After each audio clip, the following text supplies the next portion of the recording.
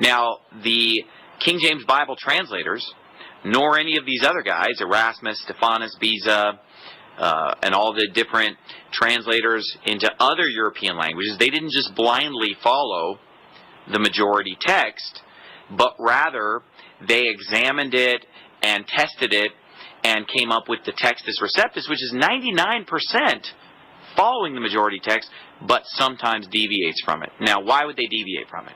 Okay. Why not just blindly follow the majority text all the time? Well, this is assuming that they would have had any possible way of knowing what the majority text was, and they did not. This is, again, where anachronism comes in. We're looking backwards. It's very easy for us to assume knowledge on the part of people in the past that we take for granted today, but that they did not possess. How would you have known what the majority text was? Of the 5,800 that are known today, any one of these men might have had access to or knowledge of 25? 50 at most? Out of 5,800? So you're talking 2-3%? How would you know what the majority was? You wouldn't know what the majority was. So all the argumentation about majority textism or even Byzantine text type, any of that stuff, total anachronism when you're talking about the King James translators. They don't know anything about this. They couldn't. That knowledge had not yet come to exist.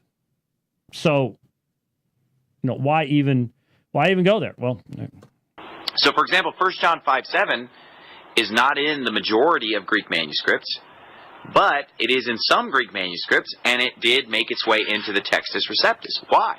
Well, because of the fact that there were a whole lot of writers in the 4th century, 5th century that referred back to this verse as being there. So even... That is not why the Comma Johanneum entered into the 3rd edition of Erasmus. And the thing is, I narrated this in the book, so he knows differently. That is not why it's there. It is there because of the fact that it made its way into the later form of the Latin Vulgate. And even though it is not a part of the Greek manuscript tradition, the very, very late manuscripts that do contain it, almost all contain it coming from the Latin, not as a native part of its text. Most of them are diglots. Some of them come after the printing of the Textus Receptus, actually, or at least Erasmus's editions. It's there primarily because of Codex Montfortianus, which was written in 1520. Now, people today try to defend the comma by making reference to similar language and just assuming that came from that, like Cyprian. Yet, even Cyprian's words are much better read as not a citation of 1 John 5:7, which again is an anachronism. There wasn't even a 1 John 5, just somewhere in 1 John. But as an interpretation, understanding of what is being stated. There's no reason to take it as a citation at all.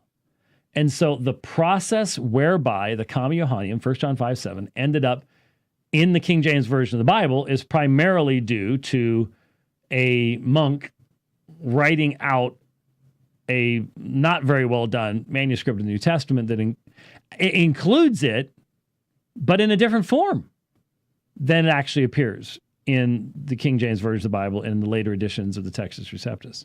If you've looked at Codex Montfortianus, it's a different reading.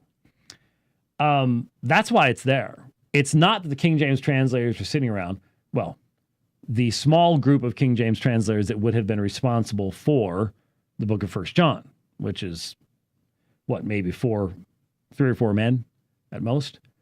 It's not like they were sitting around going, the overwhelming patristic argumentation here would be that this verse is present, da-da-da-da-da-da. Again, they don't have access to 95% of the manuscripts of 1 John that we have today. They don't. So It's in their printed text. It's orthodox. Go with it. Go with it. That's the reason. And that's why I say, in all these situations, if what you want to do in textual criticism is to know what John wrote or what Luke wrote or what Peter wrote, that gets rid of a lot of stuff that gets in the way. And that pretty much does away with traditionalism. It really does. But